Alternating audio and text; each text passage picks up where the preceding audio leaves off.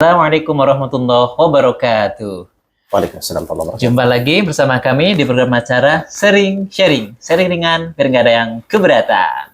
Alhamdulillah siang hari ini kita kedatangan tamu yang sangat amat luar biasa. Beliau ini praktisi dakwah dan sekali bernasional karena sering kita lihat beliau di televisi, televisi nasional.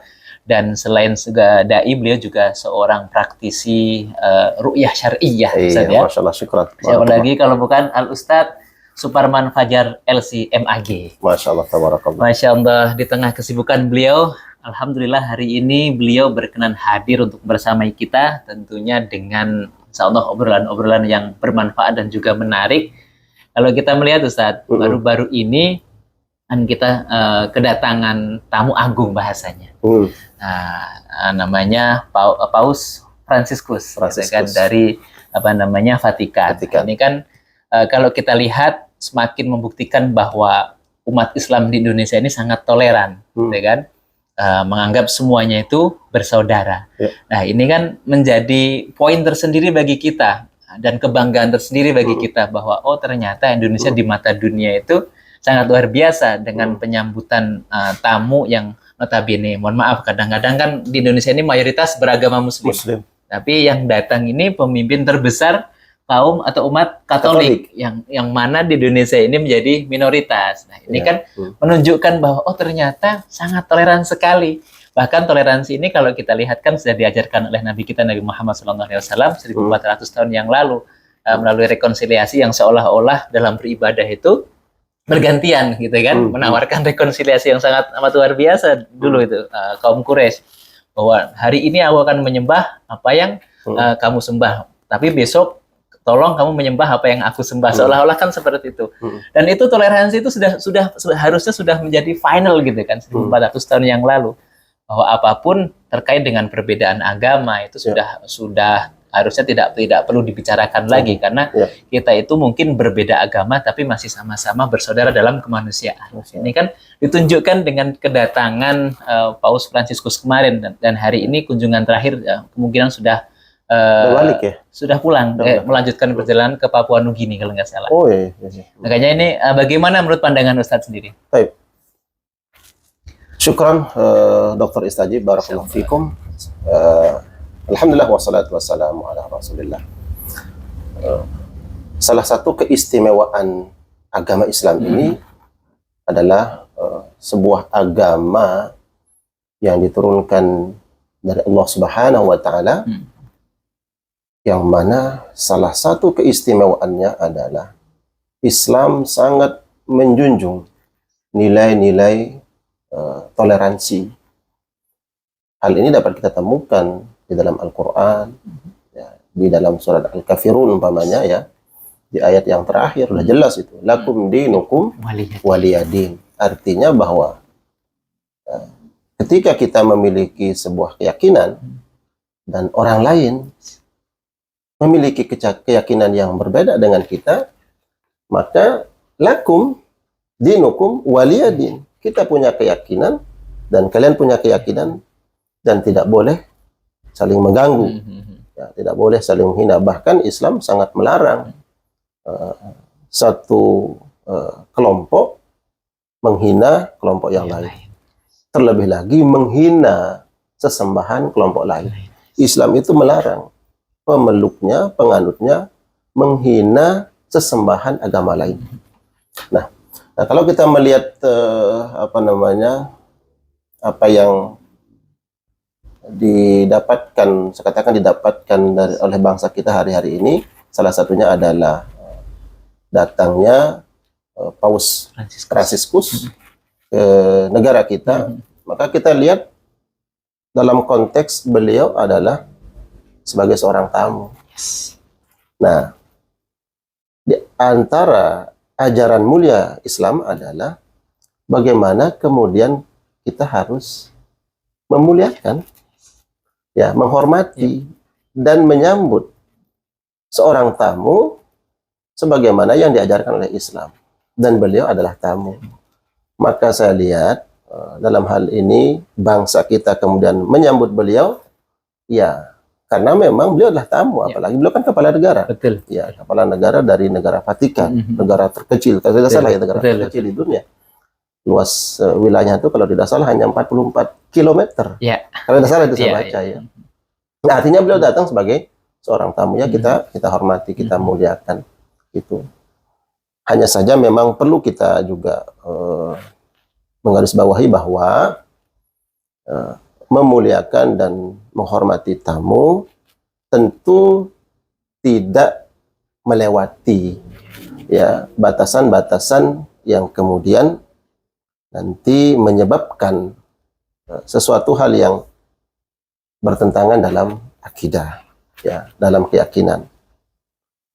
Namun kalau hanya sekedar menyambut bahwa beliau adalah tamu kita, kemudian juga sebagai tamu negara, fala ba'sa bihi, maka saya lihat tidak ada masalah. Nah, bagaimana kemudian para ulama kita, tokoh bangsa menyambut beliau?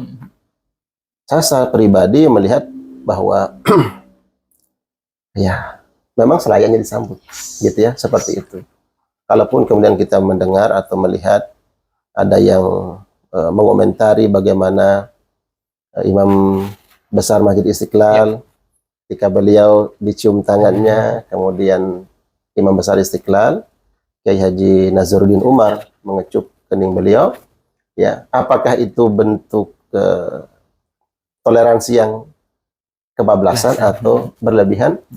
Saya pikir mungkin banyak pendapat, tapi saya yakin bahwa mungkin beliau Kiai Haji Nazaruddin Umar tentu paham ya bagaimana batasan-batasan itu.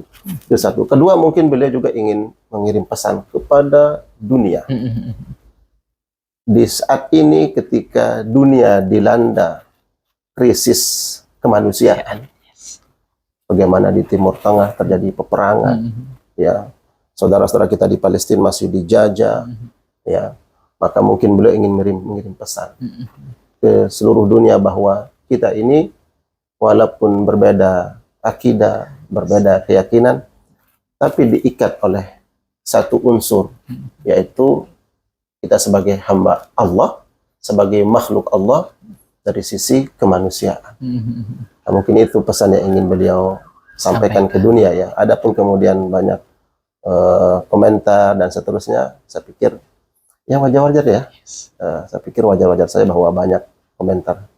Gitu, dokter. Lalu bagaimana kita melihatkan akhir-akhir ini di negara kita sendiri, bahkan mohon maaf, kadang-kadang dengan sesama Muslim yang beda ormas sedikit aja sudah menganggap bukan saudaranya gitu kan. Nah, ini di sisi lain ketika kita melihat penyambutan saudara kita di luar Islam lah, justru sangat luar biasa. Ini harusnya menjadi cerminan juga bagi kita, bagi sesama Muslim itu, kalau kita mampu kemudian menyambut dengan begitu sangat luar biasa, sangat euforia orang di luar agama kita, lalu kenapa yang di dalam ini tidak semakin mengeratkan? Ini bagaimana? Iya. Barakallah. Mungkin ini juga menjadi PR kita ya. Kita harus berbenah diri, mengintrospeksi diri kita sebagai umat Islam. Yang belakangan ini kita juga prihatin, ya mohon maaf kita prihatin, tentu sedih melihat realita umat kita, umat Islam kita di Indonesia. Terkadang terjadi insiden, peristiwa yang kita tidak inginkan, bahwa satu ormas dengan ormas yang lain saling mensomasi, kemudian saling menuduh hal-hal yang buruk, bahkan tidak jarang kemudian bentrok fisik, ya, dengan alasan-alasan berbeda ormas, berbeda pandangan, ya, berbeda ijtihad dan seterusnya. Nah, kalau dalam hal tasamuh dengan saudara kita sesama berbeda akidah, berbeda keyakinan, kita mampu menjunjung nilai-nilai tadi, nilai-nilai tasamuh itu, maka saya mengingatkan untuk diri saya dan kita semua bahwa semestinya kita harus menguatkan lagi nilai-nilai toleransi itu terhadap saudara seakidah kita, ya, sesama umat Islam, ya. Maka hendaknya kita harus memberikan 1001 alasan untuk berlapang dada, untuk memaafkan, untuk mencari kebaikan yang ada pada diri saudara kita, sehingga kita menemukan titik temu. Dan terjadi kemudian apa yang kita harapkan, apa yang kita inginkan, ukhuwah Islamiyah. Jangan sampai satu noda, satu titik perbedaan yang menyebabkan kemudian retaknya hubungan ukhuwah Islamiyah. Dan nilai-nilai tasamuh ini kemudian luntur terhadap saudara muslim. Mohon maaf dokter, justru ya ini PR kita ya, PR kita bersama. Ini yang saya lihat realitanya, bahwa kok terhadap terhadap orang yang berbeda keyakinan kita, begitu kita menjunjung nilai-nilai tasamuh itu, walaupun itu benar, itu benar, sikapnya bagus. Tapi ayo kita kuatkan lagi nilai toleransi ini terhadap sesama kaum muslimin. Karena kita yakin bahwa semua kita menginginkan agama ini tegak dan bersatu umatnya untuk meraih sebuah kekuatan umat.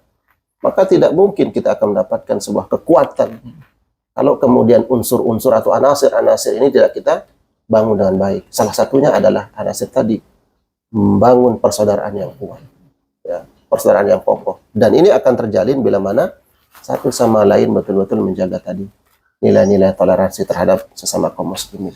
Masya Allah, Masya Allah. Lalu seperti semua kita tahu bahwa tahun 2024 ini tahun pemilu. Nah, ini kan pasti toleransi kita akan diuji kembali. Khususnya toleransi dalam perbedaan pandangan politik gitu kan. Politik. Nanti pandangan beda pilihan, belum lagi beda pendapat terkait dengan calon yang mana yang dia pilih. Ini kan akan menjadi gesekan yang mungkin akan mengoyak kembali persatuan dan kesatuan umat. Nah, ini kan PR bagi kita. Betul. Ini bagaimana kita mensikapi agar pilkada yang sebentar lagi, ya mungkin November nanti akan serentak seluruh Indonesia, khususnya di gubernur dan sampai dengan wali kota.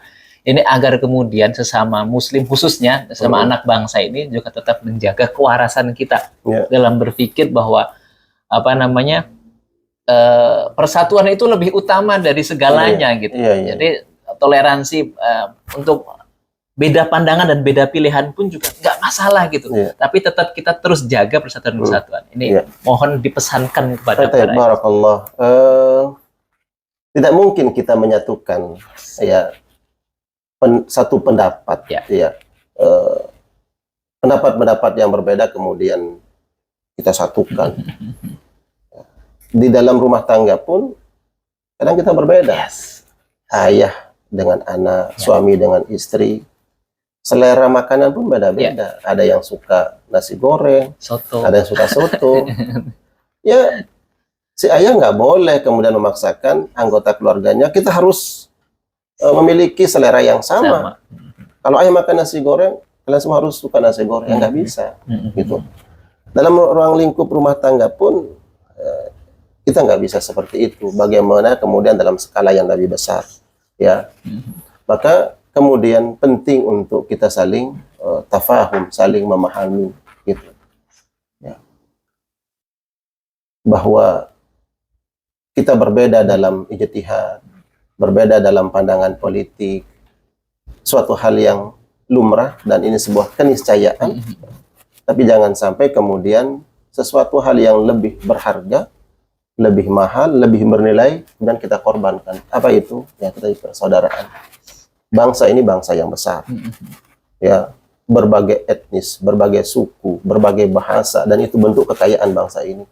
Justru ini akan menjadi khazanah, ya, menjadi kekayaan bangsa ini untuk menjadi bangsa yang besar. Ya, maka ya kewajiban kita harus merawat ini, ya, merawat perbedaan, ya, berbeda bahasa, berbeda suku. Ya, berbeda ijtihad politik. Nah, ini harus kita rawat, yang mana kemudian membawa kita untuk menjadi bangsa yang besar, menjadi bangsa yang maju. Para ulamanya, walaupun berbeda dalam pandangan fikih, maka tidak boleh kemudian perbedaan ini membuat mereka cakar-cakaran. Elit para agamawan nggak boleh menampakkan itu. Kalaupun ini pesan buat saya dan kita semua, kalaupun ada perbedaan itu, yang mungkin dalam tingkatan tertentu, ya, di ruang tertentu, di tempat tertentu, ayo kita berbeda, adu argumentasi dari. Tapi kalau untuk kemudian diketahui oleh masyarakat, maka harus dijaga. Jangan sampai kemudian kita menjadi para agamawan ini tontonan masyarakat kita. Oh, elit-elit agama kita tidak akur, gimana kita nih orang-orang awam. Satu. Kemudian para elit bangsa satu sama lain, ayo bersatu. Ya, ajak kami ini sebagai anak bangsa mengikuti para elit bangsa untuk ayo bersama menyatukan langkah, menyatukan kekuatan untuk membangun bangsa ini. Jadi para elit bangsa, para elit politik, para elit agamawan, ya, mari sama-sama kita membina, membimbing, dan memperlihatkan kepada umat pentingnya sebuah persatuan.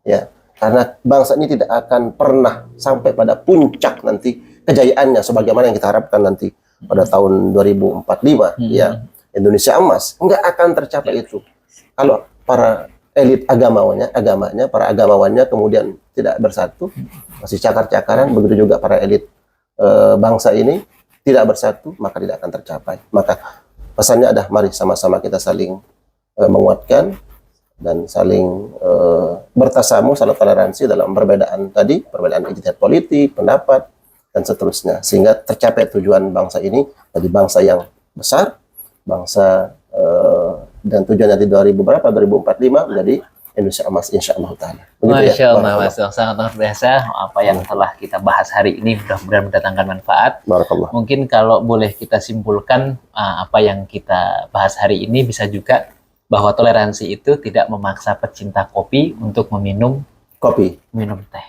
Karena kan pecinta kopi itu biasanya kan cinta mati dengan kopinya. Jadi jangan paksa mereka untuk minum teh. Tapi kita hormati, kita sama-sama duduk bareng, biarkan penikmat kopi menikmati kopinya, dan penikmat teh itu menikmati tehnya, sembari berbicara atau berdiskusi tentang dalam satu meja. Masya Allah. Saya boleh minum kopi, silakan. Ya, dokter boleh minum teh, ya kan? Tapi kita disatukan satu tema. Yaitu apa? Keinginan untuk bersatu, keinginan untuk kuat dan membangun jaya bersama. Masya Allah, Masya Allah. Dan satu lagi, mungkin benci dan cinta itu alangkah baiknya sewajarnya saja. Karena bisa jadi orang yang mati-matian kita cintai justru akan mendatangkan kekecewaan. Dan sebaliknya, orang yang mati-matian kita benci justru dialah yang akan memberikan cinta kepada kita. Masya Allah, Masya Allah, luar biasa. Masya Allah. Masya Allah, barakallah. Mudah-mudahan yang sedikit ini senantiasa bermanfaat untuk kita semua. Tetap pantengin terus program acara kita, sering sharing ringan, biar gak ada yang keberatan. Assalamualaikum warahmatullahi wabarakatuh. Waalaikumsalam warahmatullahi wabarakatuh.